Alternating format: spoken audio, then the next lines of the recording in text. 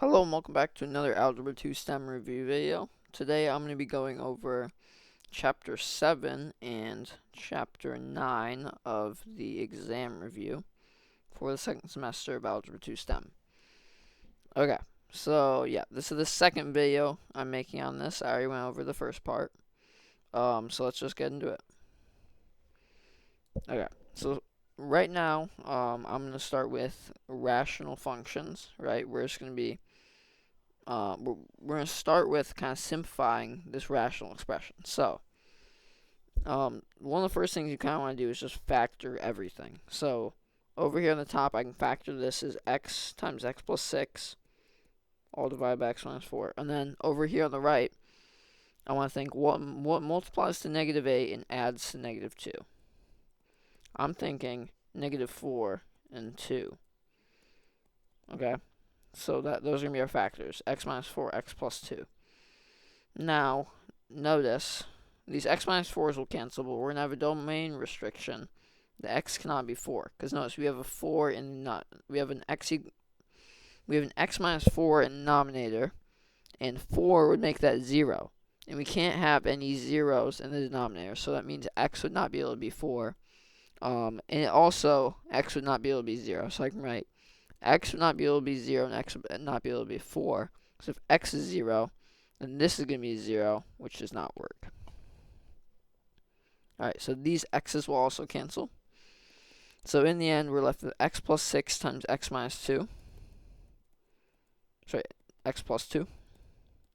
So if I distribute this out, I get x squared plus 8x plus 12.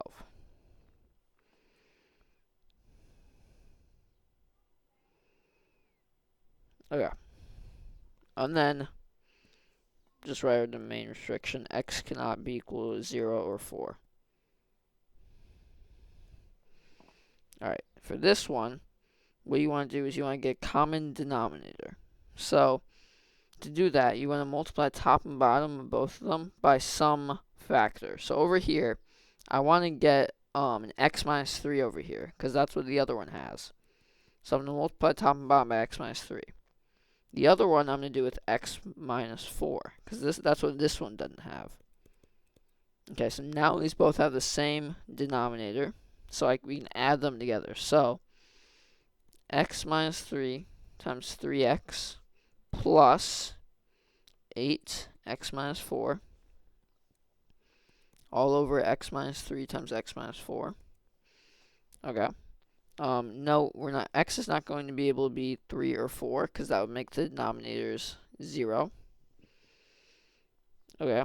So if I multiply this out, I get 3x squared minus 9x. Over here, I get plus 8x minus 32.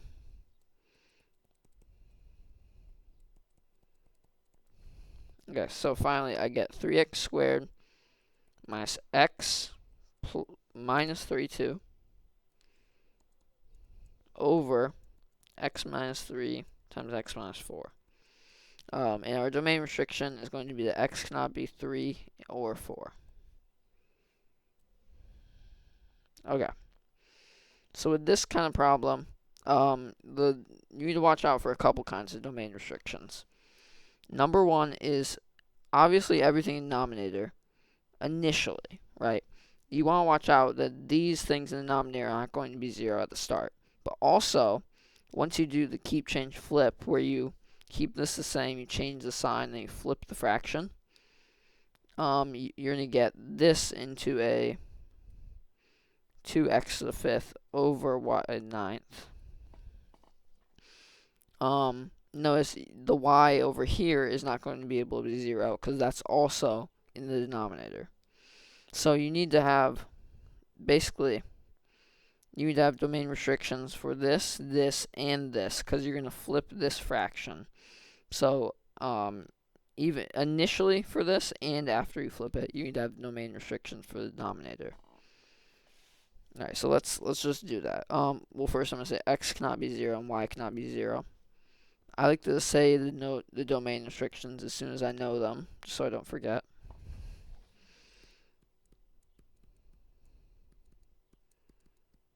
Okay, so this y to the 7th and that y, that will cancel. I'll have a 6 in the denominator, right, because you're subtracting. And then I'm going to do keep change flip, so 2x to the 5th over y to the 9th, right, we're multiplying. Okay, so 28 times 2, that is 56. And then our x's, so we're multiplying with the same base, so we'll add the exponents. So 8 plus 5, that is 13, over 6 plus 9, that's 15, over y to the 15. Alright, so that is our final thing, final answer. And this is our domain restriction. Okay, now to solve this, what I like to do is you kind of do this method where you do the cross, right? You go across. Another way you can think of it is you multiply. First, you multiply x by both sides. Cancel this out. So we'll get 5 equals 7x over x plus 2. And then we multiply both sides by x plus 2. So I get 5x plus 10 equals 7x. Okay, if I subtract 5x from both sides, I get 10 equals negative 2x. X equals negative 5. And yeah, our domain restrictions would be that x cannot be 0 or negative 2, because that would make these 0 in the denominator. But we're just solving. We're not really simplifying, so we don't necessarily need to say that. Alright, when simplifying this one, our only domain restriction is going to be that x cannot be equal to 1, because that would cause x minus 1 to be 0. So I'm going to multiply top and bottom of this fraction by 4, because that's what's missing. And the top and bottom of this one by x minus 1. So what I get is 24 over 4x minus 4. Or no, let's just keep that as 4 times x minus 1. Minus, now we have a common denominator now, which is 4 times x minus 1. So we can combine that. We can combine the top. And then 5x times x minus 1. Well, this is minus, so that'd be, if we multiply that out, that would be 5x squared. And then a minus 5x. Now we're subtracting the whole thing, so let's flip the signs on the inside. Okay, so we're gonna have negative 5x squared plus 5x plus 24 over 4 times x minus 1. And remember, our domain restriction is that x cannot be 1. Alright.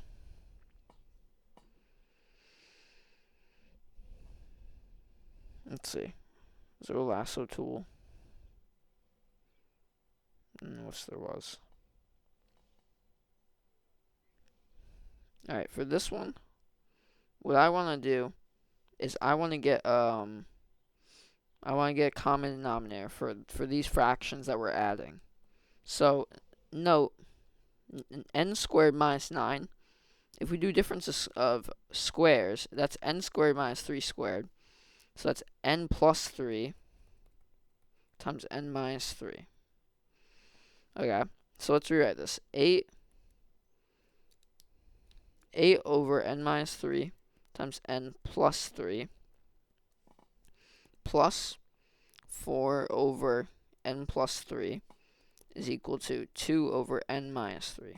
So to get the same denominator, we're going to multiply top and bottom by n minus 3.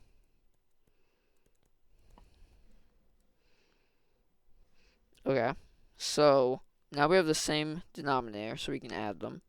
So 8 plus, let's distribute that. That'd be 4n minus 12 over n minus 3 times n plus 3.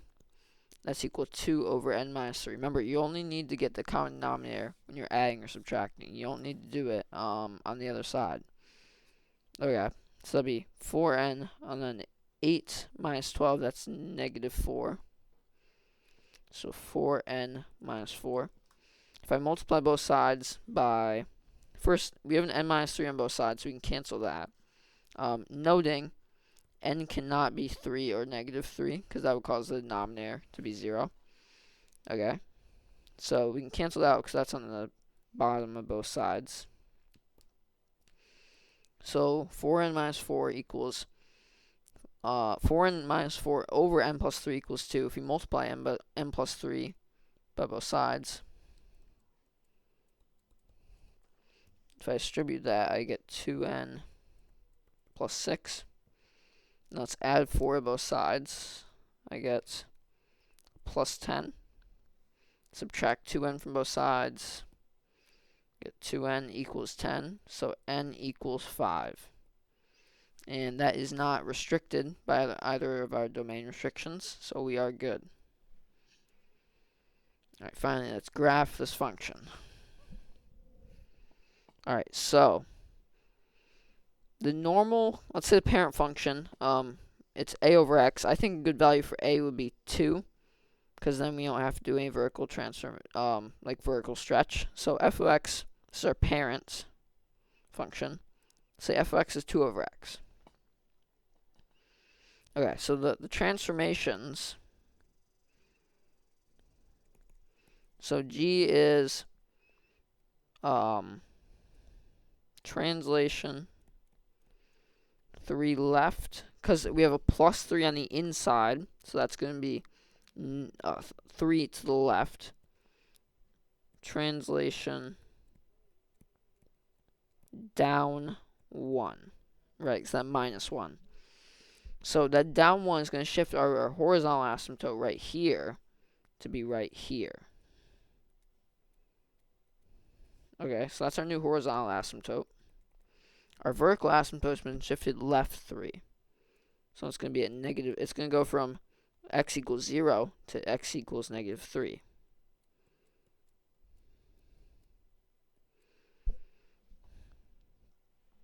Okay, so now we can graph it. I recommend getting some points for it. So the normal function, normal like 1 over x would be at 1, but then it's stretched for, so for 2 over x it would be at 2.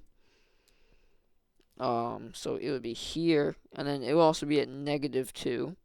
I mean, it would be 2 down from the horizontal asymptote. Instead of just 1 right there. Or no, sorry, right here. And then right here, this will be 4. I recommend getting some points, but I'm kind of familiar with it, so this is just what I'm going to do.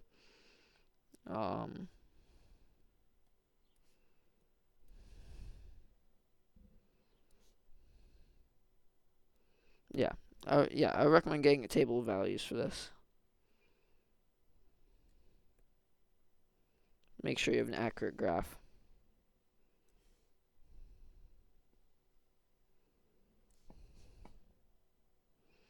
Alright, and our graph is going to look something like that. Alright, now coterminal angles. Coterminal angles, they vary by 360 degrees or by 2 pi. So for this angle measure in degrees, we would have to add 360 degrees. So that would be 410 degrees. Or subtract 360 degrees. So that would be 50 minus 360.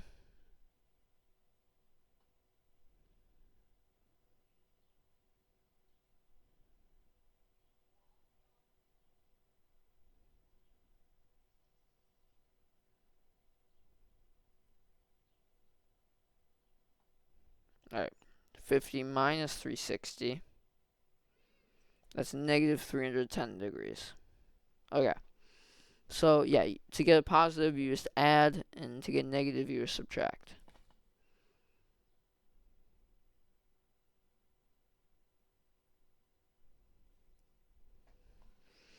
Alright, so let's add, for this one, instead of adding 360 degrees, let's add 2 pi.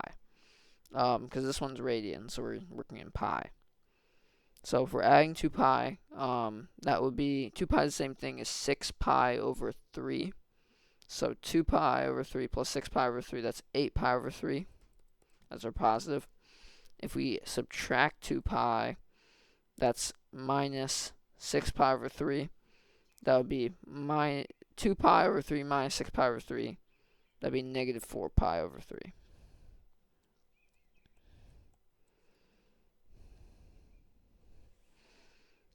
Okay.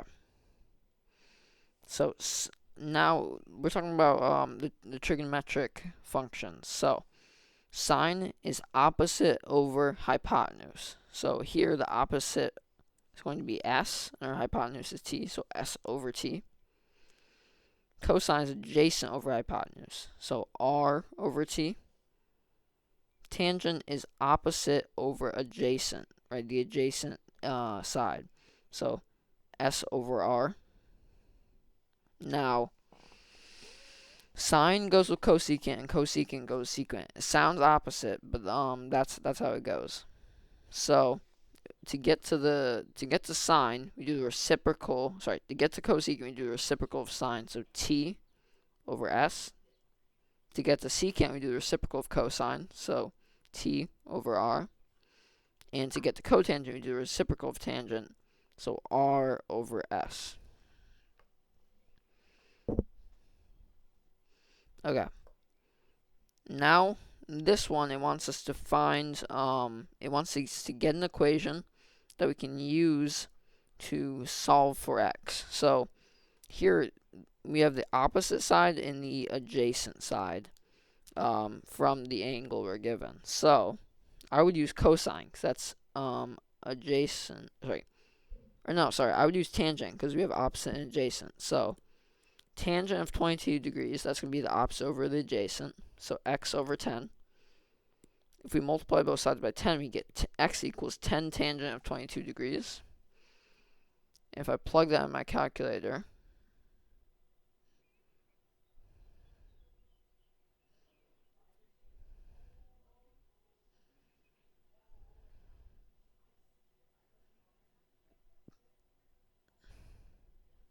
I get about 4.04.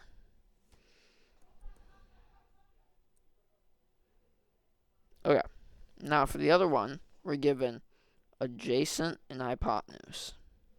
So for this one, I would use cosine. So cosine of 60 degrees is equal to adjacent over hypotenuse, so 5 over x. If I multiply both sides by x, I get 6 cosine of 60 degrees equals 5. So I get x equals cosine of 60 degrees over 5.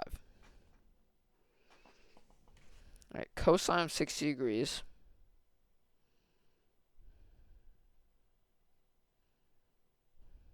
that is equivalent to 0.5. Okay. So this is equal to 0.5. Oh, wait, sorry, I messed something up. I meant this is supposed to be 5 over cosine of 60 degrees. So this would be 5 over 0.5, which is 10. Alright, to get from degrees to radians, you need to know that 180 degrees is the same thing as 1 pi radian. So you either multiply by 1 pi over 180 or 180 over 1 pi, depending on which way you're trying to go. So we know there's 1 pi radian in every 180 degrees. So we're going to multiply by 1 pi over 180 degrees. Okay. So these zeros will cancel out. And then 8 over 18. 8 over 18, that's the same thing as 4 over 9. So I get 4/9 pi. 24 degrees, that's the same thing as if I multiply by 1 pi over 180 degrees. Let's see. So 24 over 180, that's the same thing as 12 over 90. That's the same thing as 6 over 45. That's the same thing as 2 over 15. So I get 2 over 15 pi. You could get a decimal approximation, but I'm just doing this. So negative 7 pi over 2. So there's 180 degrees over pi, right? There's 180 degrees in every pi, but we want the pi on the bottom because we want the degrees on the top. So we're trying to get 2 degrees, right? Going from degrees to radians, you multiply by pi over 180. Other way, you multiply by 180 over pi. Alright, so this pi will cancel. So I'll get negative 7 over 2 times 180. So this 2 will cancel with this 180 to make 90. So negative 7 times 90. I get negative 630 degrees. That's the same thing as negative 270 degrees. Alright, to go this way, I'm going to multiply by 180 degrees in every 1 pi radian. Okay, so the pi's will cancel. We have 180 and we have 30. So this 0 and that 0 of the 180 and the 30 will cancel. Then we're dividing 18 by 3, so that's 6. So then we just have 6 times 17.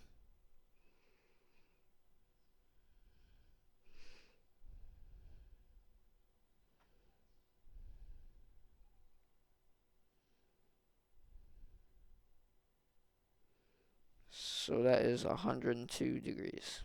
Wait, I just want to double check that.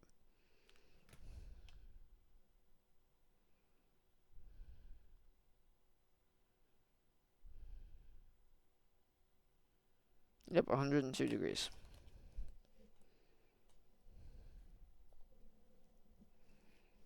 Alright, the exact value of all of the trig functions using the unit circle. So, alright. So, let's just, I'm not going to use a unit circle, I'm just going to use some kind of geometric intuition, I guess, if that makes sense. So I'm just going to have a little sketch over here. It's not working. I can do it right here. Sine of 45 degrees. So 45 degrees is right here. And this point is square root 2 over 2, comma square root 2 over 2, and it's the y coordinate, but the x and the y are both the same. So it would just be square root 2 over 2. Alright, for this one, cosine of 350, let's use this one again. That's like cosine of 360 degrees, right? 360 would be right here. You went a full lap around the circle. But you're taking away 45, so you'd be right here. Right? So that's, I like to think that's going to be the exact same thing, because your y would be negative, right? But your x would still be a positive square root 2 over 2. Okay. And you can also just refer to your unit circle. Remember, cosine is the x-coordinate, sine is the y-coordinate. Now we're talking about radians. Tangent is 7 pi over 4. 7 pi over 4, that's almost 2 pi, right? That's right here. So right there, this is the point, square root 2 over 2, comma, or no, square root 2 over 2, comma, negative square root 2 over 2. So if we did that, negative square root 2 over 2 over square root 2 over 2, we get negative 1.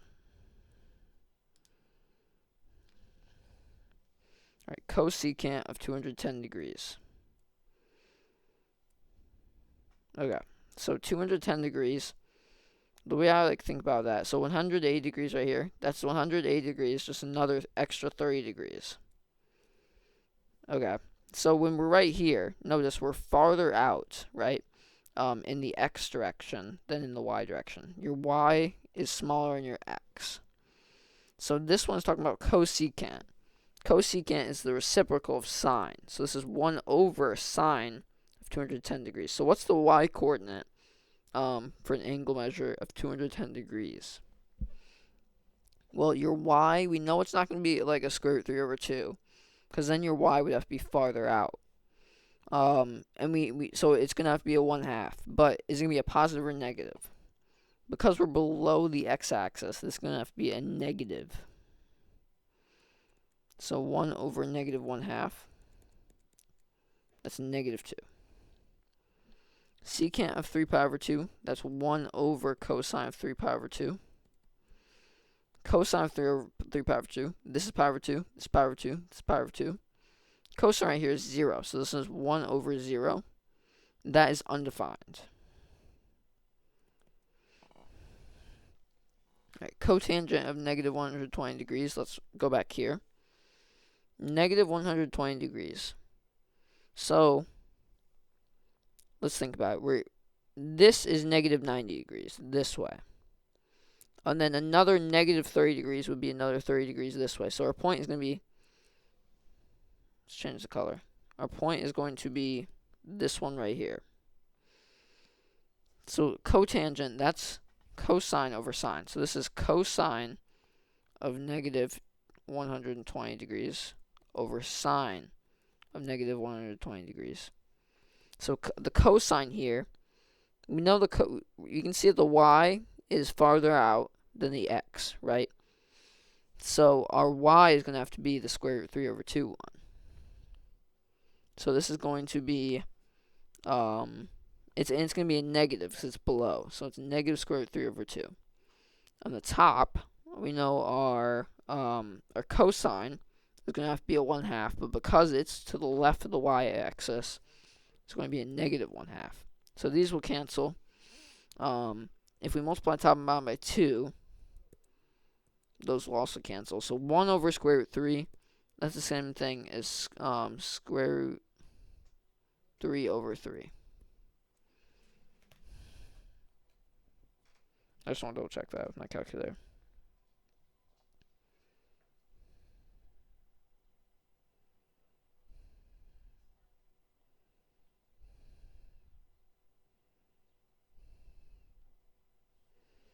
Alright, secant pi over 2. Pi over 2, that's right here. So the cosine there is 0, because this is 0, 1. That's the x-coordinate. So this is 1 over 0. That is undefined.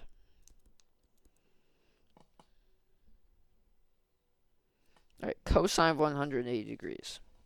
That's going all the way. This is 90, this is 180. The x-coordinate there is negative 1. So that's just going to be negative 1. Alright, 2 pi over 3. Tangent.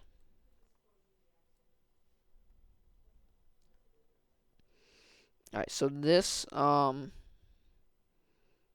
over 3, that's like pi, but except for you take away pi over 3. So that's going to be over here. Now with that, see, this is our angle, 2 pi over 3. Thing I'd like to note is that over here, I should probably draw it a little better. If you look at your unit circle, 2 pi over 3, the y is farther out, right? So we know our y is going to have to be a square root of 3 over 2, 1. I just like to note, this is sine of 2 pi over 3 over the cosine. Okay? So the sine, we know it's going to have to be a square root of 3 over 2, 1. It's going to be positive because it's above the x-axis. So it's going to be square root of 3 over 2. And our cosine, we know it's smaller than the sine, right? But we have to think, that's just in terms of magnitude. In terms of magnitude, it's smaller than the sine. But it's going to be negative if it's to the left of the y-axis. So negative square root of 3 over 2 over negative 1/2. So these 1/2s will cancel. We're left with negative square root of 3.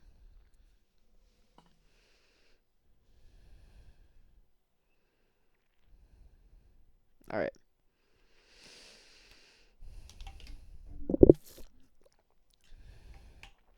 So we're given tangent, we want to find cosine. So I'm going to use one of our Pythagorean identities.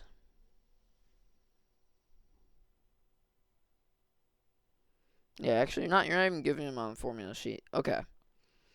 So there are 3 main Pythagorean identities, but let me show you the one I'm going to use. So we know the main one, sine theta plus cosine, sine squared theta plus cosine squared theta is equal to 1.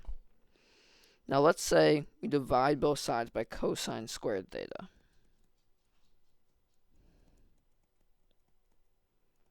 Okay, so this will cancel, and that'll be a 1. So sine squared over cosine squared, that's tangent squared theta plus 1 equals 1 over cosine squared, that's secant squared theta.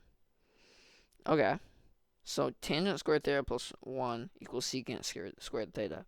That means that secant theta is the square root of tangent squared theta plus 1. Now, it's actually technically plus or minus, but for acute angles, all the trig functions are positive. Or actually, so we solved for secant, right? Let's leave it in that plus or minus form, right? So we found our equation for secant given our tangent. So secant theta is going to be plus or minus. I would try and memorize all of the Pythagorean identities because you're not going to be given them. So 7/4, we're going to square that, plus 1. So that's going to be 49 over 16, plus 1. 1 is 16 over 16. So 49 plus 16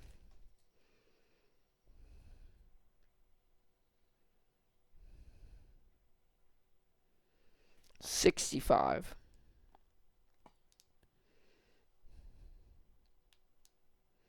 So 65 over 16. Now we can distribute that square root to the top and bottom. So, and then the square root of 16 is 4. And 65 can be broken down into 5 and 13, but neither of those are perfect squares, so it doesn't matter. Okay, so that's our secant. Our cosine is a reciprocal of secant, so it's going to be plus or minus, keeping that plus or minus, 4 over square root of 65, right? So if I multiply top and bottom by square root of 65, I get 4 square root of 65 over 65. Okay, so notice, if we're in the first quadrant, think about, that's like right over here. This is the first quadrant. All of our cosine values are going to have to be positive because we're to the right of the y-axis. So we're going to use the positive value. So our answer is 4 square root 65 over 65.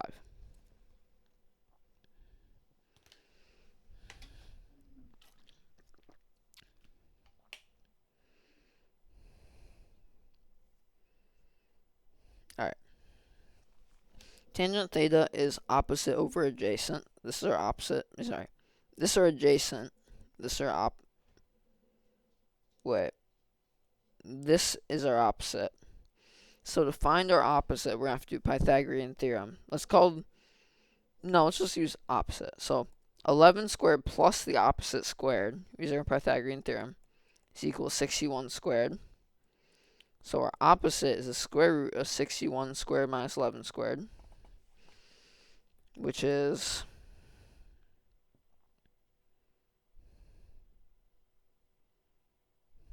square root of 3,600, which is 60.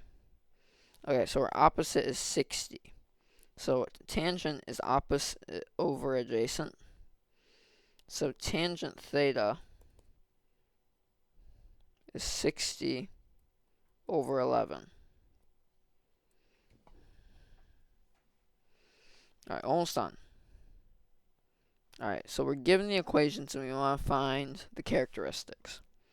So the amplitude is just the thing out in front. So first, for this first one, the amplitude is going to be 3. Over here it's 1/5. Over here it's, you might say -2, but amplitude is always positive. So instead of being -2, it's going to be 2. The period, you use the formula for sine and cosine. It's 2 pi over b. For tangent and cotangent, it's pi over b. But for here, it's 2 pi over b for sine and cosine. So, normally without any kind of b value, it's just going to be 2 pi. So these don't have any kind of horizontal dilation. So these are just going to both be 2 pi. But this one has a 1/4, so it's 2 pi over 1/4. That's just 8 pi. Alright, phase shift. This one's not being shifted at all, like left or right, so 0 or not any. And our vertical shift is 3.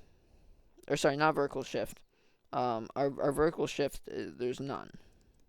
Because there's no plus or minus on the outside or anything.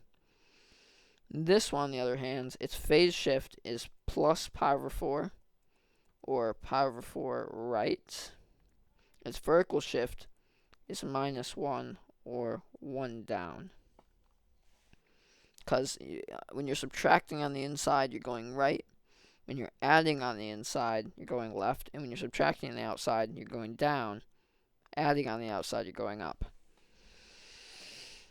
So for letter C, the phase shift, it's a plus on the inside, but that means it's going left. So pi over 6 left, or minus pi over 6. If you're thinking like minus going left, but our phase shift would be minus pi over 6. But because we're going pi over 6 left. But I would generally just write pi over 6 left. Our vertical shift is going to be plus 4, or 4 up.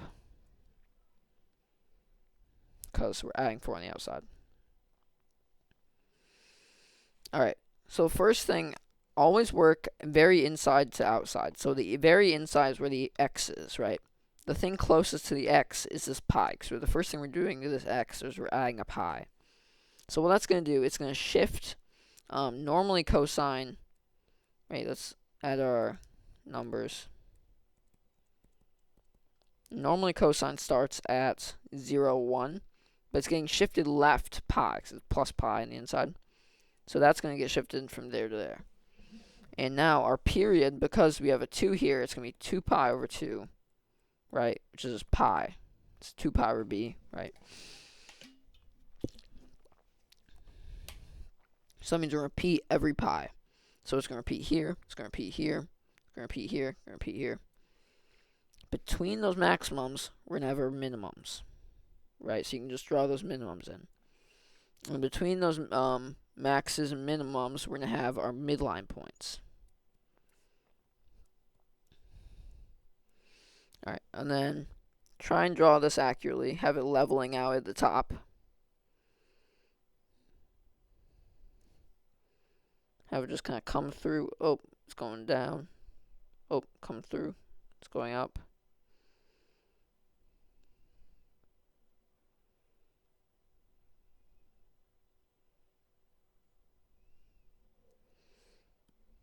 Okay. 2 sine x plus 1. So our period is just going to be 2 pi again. We're not doing any phase shifts. So our amplitude is going to be 2.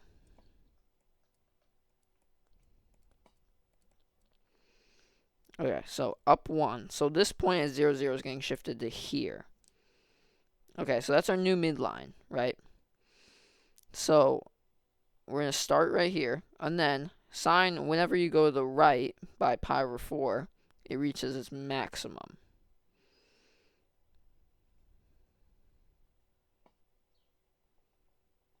Wait, I'm just thinking.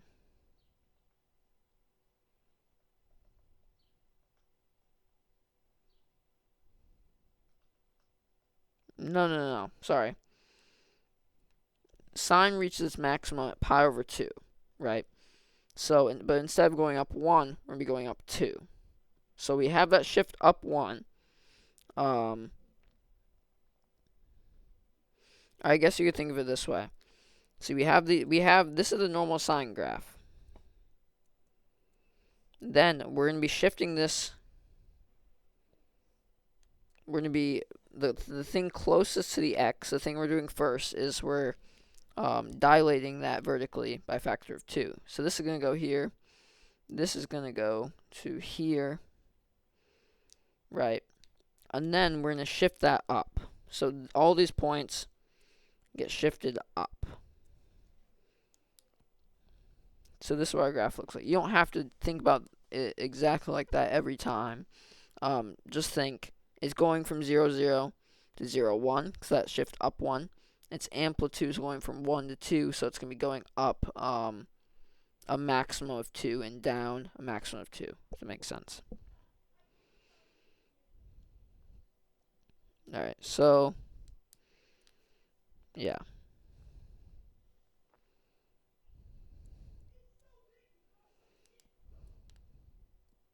You can get these points in. Use your period to find other points.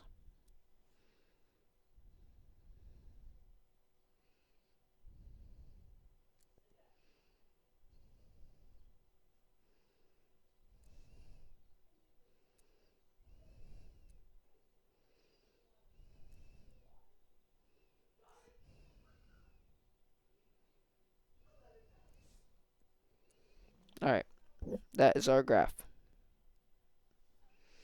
Alright, this is just tangent, no transformation. So tangent starts at 0, 0. And it has vertical asymptotes. It has a vertical asymptote at pi over 2. And I just like to think its period is pi. So every pi, that vertical asymptote is going to repeat. So at 3 pi over 2, at negative pi over 2, and at negative 3 pi over 2. Alright, and then also this point at 0, 0 is going to repeat at pi 0, 2 pi 0, negative pi 0, negative 2 pi 0. And also, this is this is pi over 2. So at pi over 2, it's going to be at 1. And negative pi over 2, it's going to be at negative 1. There are some points you should know. Alright, and it's going to kind of look like that. And then just kind of repeat that for all of the other sections.